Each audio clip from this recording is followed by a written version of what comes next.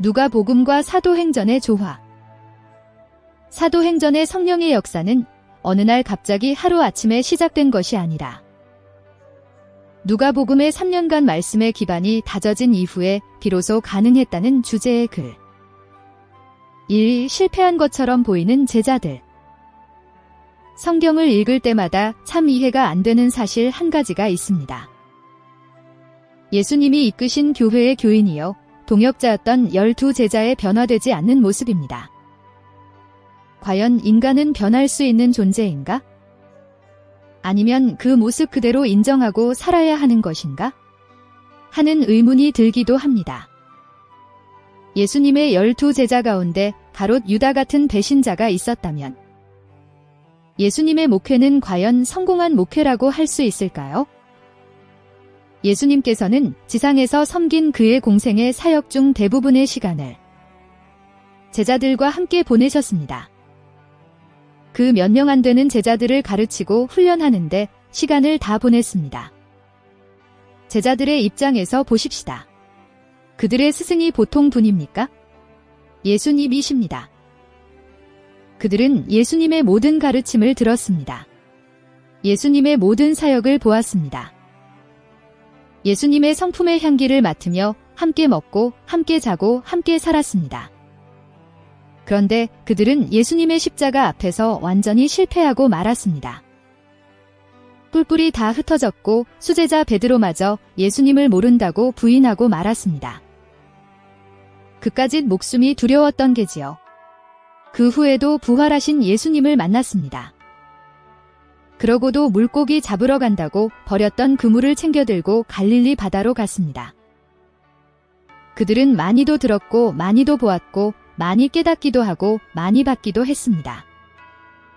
그런데 왜 이토록 무력하기만 했을까요? 이는 예수님의 제자들뿐만이 아닙니다. 오늘 우리도 마찬가지 아닙니까? 적어도 하나님의 자녀요 구원받은 백성이라면 죄 지으면서 좋을 리야 있겠습니까? 죄도 싫고 죄 짓고 사는 자신도 싫은 겁니다. 그런데 왜 이토록 죄가 끊어지지 않는 겁니까? 예수님 닮은 향기로운 성품으로 살고 싶은데 왜 내 속엔 더러운 냄새만 나고 분노와 가시 엉겅퀴만 자라고 초라한 모습으로 살고 있는 것입니까? 사랑해야 할 줄 몰라서 사랑이 안 되는 것입니까? 용서해야 한다는 것을 몰라서 미워하고 사는 것입니까? 충성해야 한다는 사실을 몰라서 충성이 안 되는 겁니까? 뻔히 끊어야 할 줄 알고 있는데 왜 안 끊어집니까? 능력이 안 따라주는 겁니다. 문제는 실천의 능력, 삶의 능력입니다. 냉장고도 가져다 놓았고 에어컨도 설치해 놓았습니다. 온갖 가전제품을 들여다 놓았지만 전기가 들어오지 않으면 무용지물인 게지요. 성령의 능력에 연결되지 않으면 많이 안다는 것조차 거추장스럽기만 한 겁니다. 오래 믿었다는 것조차 짐스럽기만 한 겁니다. 성령의 인도가 없는 용기는 악이요 만용일 뿐입니다. 성령이 없는 교리는 율법이요 우상이 되고 마는 겁니다. 성령이 함께하지 않는 직분은 짐이 될 뿐입니다. 그러나 제자들을 보십시오. 성령님이 제자 공동체 가운데 임하자 모든 것이 달라지기 시작했습니다. 비겁했던 제자들에게 신령한 용기가 넘쳤습니다. 하나님 외에 무서울 것이 없었습니다. 예수님을 배신했다는 죄책감이 그들을 가두지 못했습니다. 유대주의의 전통도 협소하기만 했던 민족주의도 그들을 가두지 못했습니다. 성령의 임재와 함께 예수님께 들었던 하나님 나라 복음은 폭발하기 시작했습니다. 예수님이 하셨던 사역 귀신을 쫓아내고 병든 자를 고치고 천국 복음을 가르치는 능력이 바로 자신의 사역이 되었습니다. 내가 진실로 진실로 너희에게 이르노니 나를 믿는 자는 내가 하는 일을 그도 할 것이요. 또한 그보다 큰 일도 하리니 이는 내가 아버지께로 감이라 의라는 예수님의 말씀이 믿어지기 시작했고 현실로 나타나기 시작했습니다. 이 누가복음과 사도행전의 조화. 그러면 예수님의 지상사역은 실패했고 성령님의 사역만 성공한 것이란 말입니까? 말씀 사역은 필요가 없고 성령 사역만 필요하다는 말입니까? 복음서는 의미가 없고 사도행전만 중요하다는 말입니까? 당연히 그런 것은 아니지요. 오늘 룩 24장 49절 말씀과 사도행전 1장 4절과 5절 말씀을 읽었습니다만 내용은 같은 내용입니다. 누가복음과 사도행전의 저자는 의사 누가입니다. 누가복음과 사도행전은 뗄래야 뗄 수가 없는 밀접한 관계를 가지고 있습니다. 두 책은 서로 전편과 후편의 성격을 가지고 있습니다. 전편인 누가복음에서는 예수 그리스도의 탄생과 삶, 문의 가르치심과 죽으심, 부활과 승천 그리고 성령님을 보내주시겠다는 약속으로 맞춰지고 있습니다. 이어지는 후편 사도행전은 성령의 임하심과 교회의 탄생, 그리고 그 교회와 사역자들을 통해 성령님이 예수님의 지상명령을 구체적으로 어떻게 펼쳐 가시는가를 보여줍니다. 그런 점에서 사도행전은 곧 성령행전이라 할 수 있습니다. 사도행전의 메시지는 누가복음과 다른 것이 아닙니다. 예수 그리스도의 사건은 계속되고 있다. 오늘도 계속되고 있다. 반드시 완성되고야 말 것이다 으는 것입니다. 오늘 우리의 신앙도 누가복음과 사도행전의 균형과 조화가 필요합니다. 흔히 말씀 운동을 강조하는 사람들은 오직 말씀만 있으면 된다고 합니다. 종교개혁자들의 외침은 성령님이 없어도 된다는 말이 아닙니다. 교황의 교시나 교회의 전통을 말씀과 대등하게 둘 수 없다는 말입니다. 성경은 성령님의 감동으로 기록되었습니다. 오직 성령의 감동으로 하나님의 말씀이 됩니다. 성령님의 감동이 없는 성경은 종교서적이나 교훈집은 될 수 있지만 하나님의 말씀으로서의 역할은 할 수가 없습니다. 반대로 성령운동을 하는 사람 가운데 말씀을 제대로 알지 못하고 체험이나 기적만을 사모하는 사람들이 있습니다. 위험천만한 일입니다. 기차가 레일을 벗어나지 않듯이 성령님은 말씀을 벗어나지 않습니다. 올바른 신앙은 예수님 사역과 성령님 사역의 조화, 누가복음과 사도행전의 균형, 말씀과 성령의 일치, 나아가 부활절과 오순절의 바른 관계입니다. 부활절과 오순절의 조화. 누가복음은 부활절로 문을 닫고 사도행전은 오순절로 문을 엽니다. 기독교는 십자가나 부활절로 끝나는 종교가 아니라 오순절로 부활의 역사를 새롭게 시작하고 펼쳐가는 종교입니다.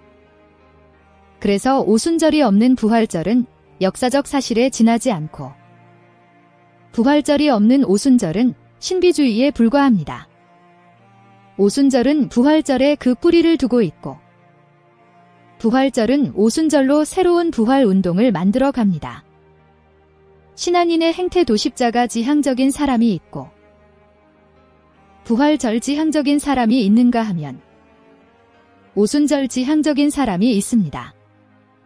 그러나 바른 신앙은 균형입니다. 오순절이 없는 부활절은 메마른 사실에 불과합니다. 그러나 부활절이 없는 오순절은 신비주의로 그치고 마는 것입니다. 참된 신앙은 십자가와 부활 그리고 성령이 함께 살아 역사하는 것입니다. 오늘 이 땅의 크리스천들이 살아나는 길이 여기에 있습니다. 오늘 한국교회가 살아나는 길이 여기에 있습니다.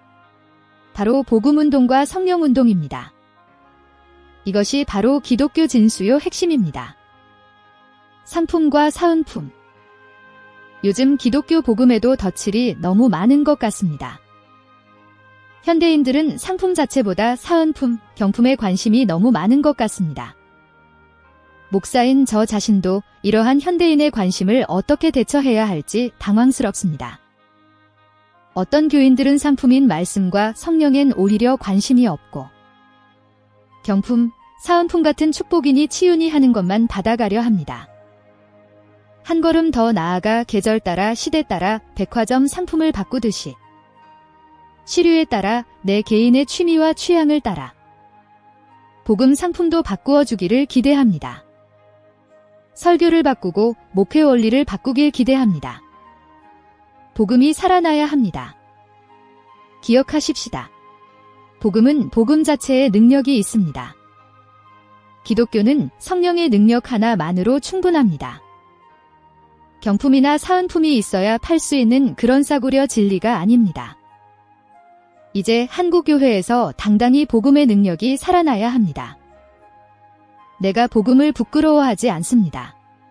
이 복음은 모든 믿는 자를 구원하는 능력이 있습니다. 성령의 능력이 당당히 역사하실 수 있도록 해드려야 합니다. 성령님 환영합니다. 인정합니다. 성령님의 역사를 우리 교회가 제한하지 않겠습니다. 우리 교회가 성령님을 사모하며 기다립니다. 복음이 살면 한국교회가 삽니다. 성령이 살면 이 민족이 삽니다. 믿습니까? 3. 약속하신 성령을 기다리라. 예수님은 이 사실을 너무나 잘 알고 계셨습니다. 그래서 말씀하십니다. 볼지어다 내가 내 아버지께서 약속하신 것을 너희에게 보내리니 너희는 위로부터 능력으로 입혀질 때까지 이 성에 머물라 하시니라. 룩 24, 40 사도와 함께 모이사 그들에게 분부하여 이르시되 예루살렘을 떠나지 말고 내게서 들은 바 아버지께서 약속하신 것을 기다리라. 요한은 물로 세례를 베풀었으나 너희는 몇 날이 못되어 성령으로 세례를 받으리라 하셨느니라. 예루살렘을 떠나지 말라. 성령으로 세례를 받기 전까지는 적어도 하나님의 일은 할 수 없다는 뜻입니다. 사역 현장에서 뛰기 전에 내가 먼저 변화되어야 합니다. 성령의 능력을 받아야 합니다.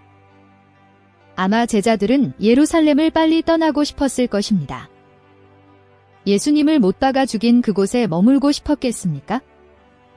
혹 어떤 제자들은 세계에 흩어져 빨리 예수님의 지상명령을 순종해야겠다고 생각했을 것입니다.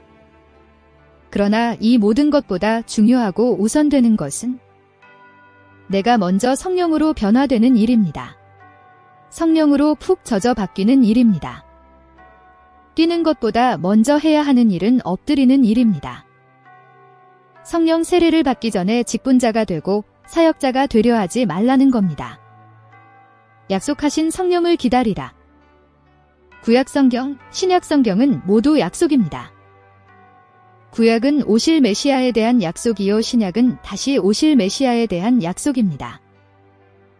약속과 성취를 연구한 학자들의 말을 빌리면 66권 성경 안에 32,500가지 약속이 있다고 합니다. 그러나 이 수많은 약속 가운데 오늘 본문의 약속은 가장 크고 중요한 약속입니다. 성령을 부어주시겠다는 약속입니다.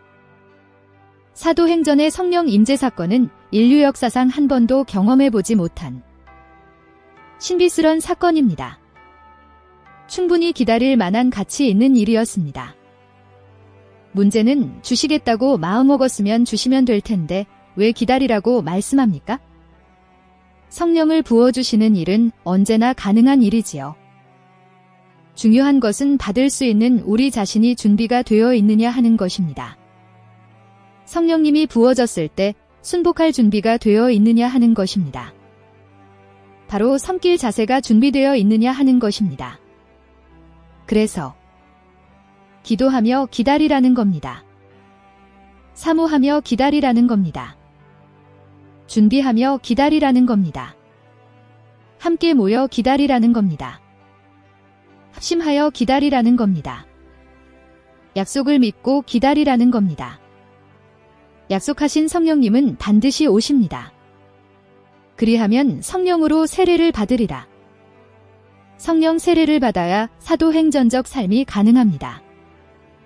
성령 세례를 받아야 사도행전적 교회가 가능합니다. 성령 세례는 우리가 경험할 수 있는 최고의 기적입니다. 성령 세례는 우리가 경험할 수 있는 최고의 능력입니다. 그것은 낡은 자동차 엔진 대신 제트기 엔진을 달고 천국을 향해 달리는 것입니다. 제자들이 사도행전의 성령 경험이 없었더라면 60억 인구가 몰려와도 그 어느 누구 한 명도 구원할 수 없었을 것입니다. 자역 없는 쇠붙이가 바늘 하나도 끌 수 없듯이 말입니다. 성령 세례는 제자들의 모든 죄, 모든 실수, 연약함, 모든 허물을 덮어버렸습니다. 성령 세례는 제자들의 모든 상처, 모든 두려움, 모든 공포를 씻어버렸습니다. 성령 세례는 제자들의 미움과 불평을 거두어가고 용서와 사랑을 부어주었습니다. 성령 세례는 옹졸했던 제자들의 가슴을 넓혀 세상을 품게 했습니다. 성령 세례는 제자들을 갈릴리 바다에서 시시하게 살도록 내버려두지 않았습니다. 땅 끝까지 뛰어가게 했습니다. 도시와 세상을 정복하게 했습니다. 할렐루야. 4. 바벨탑의 분열이 방언으로 하나 되다. 약속하신 성령의 임재를 믿고 기도하며 기다리던 제자들을 하나님이 외면하셨나요? 마치 불의 혀처럼 갈라지는 것들이 그들에게 보여 각 사람 위에 하나씩 임하여 있더니 그들이 다 성령의 충만함을 받고 성령이 말하게 하심을 따라 다른 언어들로 말하기를 시작하니라. 인간은 오래전에 바벨탑을 쌓았습니다. 하나님께서는 이러한 인간의 언어를 혼잡케 해버렸습니다. 혼동된 인간의 땅에 성령님이 오시자 언어가 통하기 시작했습니다. 성령님은 교통케 하시는 영이십니다. 여러분, 성령님이 아니고는 한 교회 안에 있으면서도 마음이 나뉘어집니다. 부모, 자식 간에도 가치관이 통하지 않습니다. 같은 한국말을 하는데 말이 안 통합니다. 왜요? 그 깊은 곳에 들어가 보면 다른 것이 자리 잡고 있기 때문입니다. 다 성경을 보고 기도했다고 말합니다. 그런데 왜 정반대의 말을 합니까? 그 안에 성령님이 안 계시기 때문입니다. 우리의 이름을 내자 의고했던 바벨탑 사람들처럼 자신의 말과 자신의 뜻, 자신의 생각과 주장이 가득하기 때문입니다. 자신의 비전을 성취하고 싶은 욕망, 자신의 이름을 내고 싶은 숨은 욕망. 이것이 가득할 때는 교통케 하시는 성령님, 하나 되게 하시는 성령님, 부흥케 하시는 성령님을 만날 수 없습니다. 성령 없이 성경을 읽으면 마태복음이 내가 복음이 되고 누가복음이 지가 복음이 됩니다. 하나님의 음성 대신 자기 음성, 심지어는 사탄의 음성이 들립니다. 여러분, 뭔가 답답하고 성령의 사람들과 대화가 잘 안 통합니까? 냉정히 한번 돌아보세요. 자신의 생각에 붙들려 살고 있지 않는지. 성령님은 다른 언어를 같은 언어로 통일하시는 분이십니다. 사도행전의 성령님은 인간의 바벨탑을 무너뜨리고 언어를 하나 되게 하고 비전을 하나 되게 하고 마음을 하나 되게 했습니다. 뿐만 아니라 성령님은 시대와 시대를 연결하여 역사하십니다. 사도행전의 교회와 오늘의 교회를 연결합니다. 1907년의 교회와 2007년의 교회를 연결하십니다. 하나 되게 하십니다. 같은 폭발을 경험하게 하십니다. 성령님은 지역과 지역을 하나 되게 하십니다. 지금 전 세계적 부흥을 한국교회와 교통케 하십니다. 우리의 기도운동, 성령운동이 한국교회 운동이 되게 할 것입니다.